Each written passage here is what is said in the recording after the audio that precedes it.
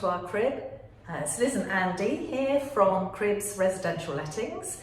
We decided to do something a little bit different today with a question and answer video, which hopefully will help you. We do get asked questions a lot by both landlords and tenants, so we thought we'd just fire some questions out there, give you the answers, and hopefully that will help.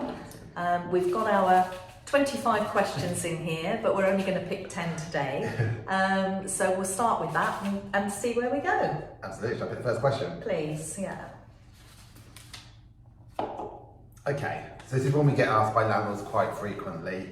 I want to leave some white goods in the property, but what happens if they break down? Because I don't want to be responsible for them if they break down.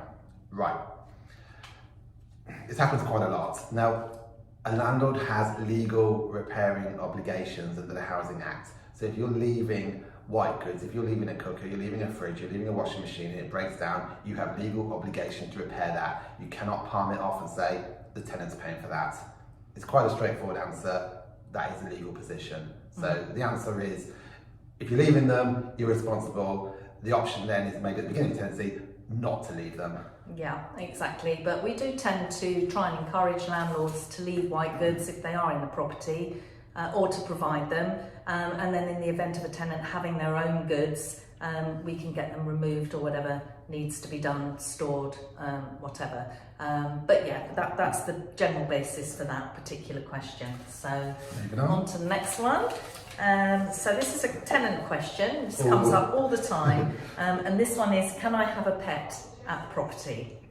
Okay. The answer to that is, at the moment, yes and no. A landlord can still refuse a tenant asking to keep a pet at a property as we speak. We know there's been a lot of stuff in the media recently about landlords not being allowed to turn down a tenant who wants a pet. But as we speak, as I say, they do have that right to say no.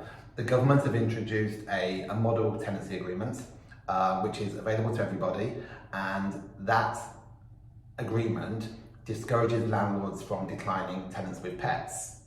However, as I say, there's no legal obligation to use that model tenancy agreement as we speak. They're trying to push it through. It has to go through various channels of legislation. It will probably become legislation one day, maybe next year, year after. I guess there will always be exemptions because of allergies and flats and apartments. There's always going to be some reasons why you can't have a pet. So, but at the moment, a landlord can say no if you're a tenant with a pet. For our point of view, we try really hard to match the right tenant to the right property, and we do appreciate that obviously since COVID, a lot of families have pets now, and landlords appreciate that as well. So I think we always go on the basis that if you're looking like a good tenant and you can look after yourself, then chances are you can look after a pet without any problem. And we often find kids are worse, so we go down that route. Next question. Jude, I think it's your turn. Yeah, I can pick one out. Thank you. Okay. This is one we get asked from landlords occasionally. So, I haven't protected my tenant's deposit. What do I do? Okay.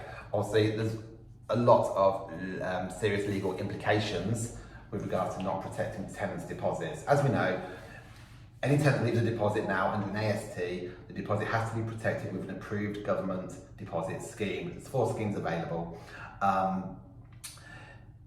You have a certain time scale to protect that deposit, and I believe it's 30 days. If that time has elapsed and you know you haven't protected your tenant's deposit, the advice to you now is to return that deposit to your tenant. There's nothing else to think about, just return it to your tenant now, and you just have to let the tenancy run without a deposit. You could maybe look at agreeing a new tenancy agreement with your tenants and restarting that process, but as it is, just return the deposit. Do it from that way. Of course, if you rent your property with us anyway, whether we manage it or whether we just do a let-only tenant introduction, we always ensure that your deposit will be protected to keep you safe and legal. And obviously, if you have your own scheme, as Andy said, you can put it in there. But it is priority to make sure that you get that done. Okay, on to the next one. So this one is for a landlord and a tenant, so either or it is applicable. Do I need insurance? Yeah, do you want me to go? Please. Okay, so landlords will always have buildings insurance. You need to have buildings insurance in place anyway, that's a given. Contents insurance is advisable because you're going to have some stuff in there, probably your white goods, for example. And obviously, if the property is furnished, then you're definitely going to need some sort of contents insurance in place. So that's one thing. From a tenant's perspective, you can't be forced to take out contents insurance. However, it's always advisable to do that because anything can happen. Obviously, during your tenancy agreement, and you haven't got that protection in place. You could lose your possessions through whatever means. So it is advisable, isn't it? Yeah, absolutely. You never know what's around the corner. Damage, especially if you do have a pet in the property. You don't want to be liable for a new carpet or some such thing at the end of the tenancy. So we work with a couple of really good agents. One is national, the other one is local in Stratford, and they work quite a lot with us. So they put together really good landlord and tenant packages. So we have links for those if you need them. Next question. Next question. Oh, let's have a look. Okay, another one's quite topical. Can I switch energy suppliers? Yeah, and again aimed at the tenant. We provide a service whereby when you move in, when you take your tenancy, we make sure that the current accounts are switched. That's utilities, so electric, gas, water and council tax are all switched to your name. Once those accounts are opened in your name, then of course you can switch supplier. If you can let us know, that's great, but it's not essential. And you can switch to whoever you like, because obviously in these times there's quite a bit of competition. There's not many deals out there at the moment, but you can find your own people and go with the best insurance you can find. So it's worth shopping around, isn't it? Always. And I think the other thing that we like to urge is that please don't ever have a prepayment meter put in without getting prior permission from us, because they are always a bit of a nightmare at the end of the tenancy, and they're also much more expensive. So obviously everybody's situation is different, but talk to us. But on the whole, generally, yes, of course you can switch supplier, not a problem at all. Excellent. Next question. I think it's you, isn't it? I'm sure I'm reading out more questions. Right. Okay. EPCs, that's energy performance certificates. So I've heard EPCs are changing. What do I need to do? Okay. So EPCs, as I say, these are the energy performance rating on your property. A bit like a fridge freezer. You get like an A to Z. A being a high energy rating, so very efficient.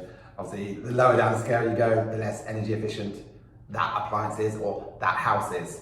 At the moment, in the private rental sector, a rental property needs to be an EPC rating of E or above. There are some exemptions, that's for listed buildings, which we won't go into too much in this Q&A session. But at the moment, so it needs to be an E or above. The government are proposing to make changes to increase the energy efficiency of homes in the UK, at which point they will insist that rental properties are a band C or above. Now, that was going to be introduced in 2025. From what we understand, it's now been pushed back to 2028. We are waiting for confirmation on that, but that is expected to happen. Obviously, that will give more time to make the preparations you need to do to increase your energy efficiency. So at the moment, it's going to be a band E or above. The proposals are eventually 2 to 3 years, it will be a C or above. Yeah, so definitely worth, if you've got a property that might require a bit of upgrading, certainly worth looking into it. There are grants for some of the upgrades, I know. Yeah. But you're looking at things like, insulation to loft, walls, double glazing, making sure, your boiler is working properly, energy lights, that sort of thing. So quite a lot you can do. Yeah, it's quite a lot. You can Google all of this online. There's a lot of information out there, but that's where it is at the moment with the current situation. Excellent. So moving on. My question, I think you were right. I think you did 2 on the trot there, Michael. So this would be for a landlord, this one, and this one is, I want to increase my tenant's rent. Okay. In light of the current situation and spiralling costs all around, it's becoming more increasingly common that landlords want to increase the rents. You can do this, of course. There are rules and regulations as to when you can do it and how you can do it and why you do it, and I'll cover them very briefly. So at the moment, if your tenant is in a fixed term tenancy and you wanted to increase the rent, you can't do this until the end of the tenancy, basically. So once it becomes periodic, so if they've got a fixed tenancy for 12 months, that is a fixed tenancy, that is the rent. So you can't increase that rent during that fixed term. After the fixed term is expired and you go on to periodic, so a month by month tenancy, you can then increase the rent by one of two ways. You can either create a new AST, a new tenancy agreement, where all parties agree on a new term, a new rent, and that becomes a new tenancy agreement at the new rental you've agreed on. Or, if you don't want to have a new term, a new fixed term, a new tenancy agreement, you can increase the rent by way of what they call a Section 13 notice. That's a 1 month's notice of a rent increase. So it's 1 month's notice of a rent increase. Now, you can only issue one Section 13 notice in a 12-month period. So you can only put the rent up once using a Section 13. There are some rules on how much you can increase it by, and tenants do have rights to this as well. If they don't necessarily agree that the increase is fair, they can actually approach a local housing association and seek their advice, and they will come in and act as an arbitrator and decide if that increase is fair, and they'll look at the sort of your local area to assess it. Yeah, I mean, we do try, obviously there are occasions when landlords do need to increase rent, but with the cost of living for everybody, obviously it's not fair if a landlord has a massive increase in their mortgage that they try to pass that to the tenant. So this is something, obviously we do talk to landlords about, and we try to make it a reasonable increase if needed. And obviously when we take on the properties anyway, we do try to value them at the right rental. So, we're not massively ahead of where it should be or massively underneath. So, yes, so basically, as Andy said, it can be a slightly complicated process, doable, but we would just urge everybody to be sensible at this point in time. Excellent. I'm going to read the next question. Go on now. Okay. This one comes in quite often from our tenants. So, my partner and I have split up, and I want to stay here by myself. What can I do? Okay, so where two people are on a tenancy agreement, you and your partner are on a tenancy agreement, and you split up, and one of them wants to vacate. That's absolutely fine. What it effectively does is terminates that contract, that AST, that tenancy agreement, which means absolutely fine if the other person wishes to remain at the property, appreciate it's your home. The correct way to go about things would be to almost reapply for that property, re-reference, you would then be re-referenced as a prospective tenant, and then you'd have a new tenancy agreement created in your name alone.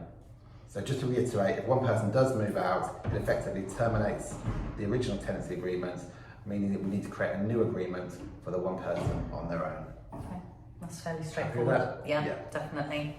So, what have we got here? Another one that we hear quite often, usually on viewings from tenants. Can I redecorate? Wow.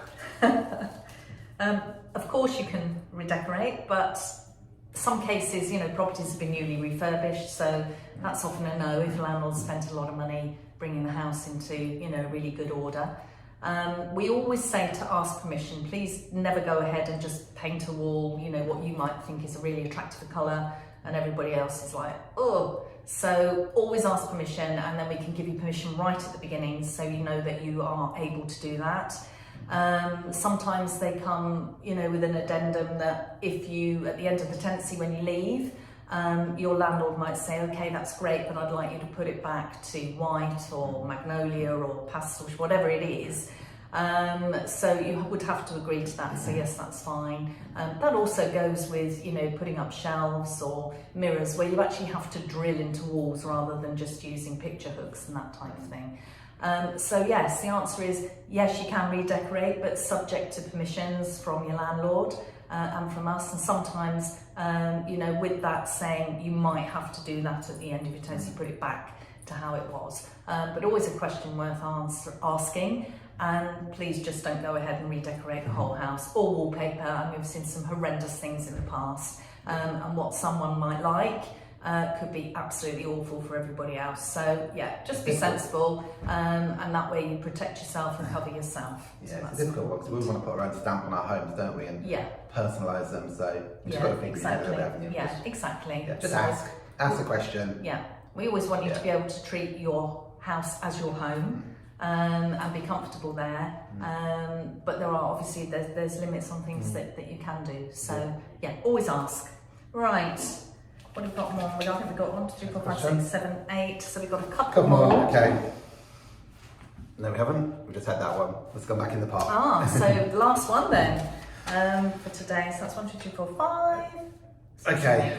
7, 8, 9. I'm a landlord and I'm looking to invest in a property to let, but I'm not sure what I should be looking for. Okay, the big question. So over the years of doing this, we've had many landlords walk in and see us and hand us some keys and say, here's the property, please just get on and let it for us, which is absolutely fine because any property will let. We can let property, no problem. But we always say, come and speak to us first. You know, at the end of the day, we want to maximise your rental, minimise your void periods, you know, hit the property market where it's at its peak in terms of demand. So everything's relevant: location, size, cost, maintenance, rental income, whether it's close to schools, away from schools, villages, towns. It's all relevant. We've got lots of knowledge. It's all free, so just come and ring us, come have a chat with us. Yeah, exactly. And you may have seen recently we had an edit in the Stratford Herald where we do our property sourcing. So it's a very strong feature for us. It's something that, you know, nobody else particularly does, but we do in a lot of detail.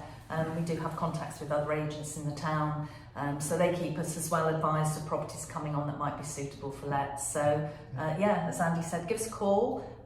You can either drop us an email. You can find all that information on our website, which is just www.cribsresidentiallettings.co.uk. You can call us on 01789 532 707.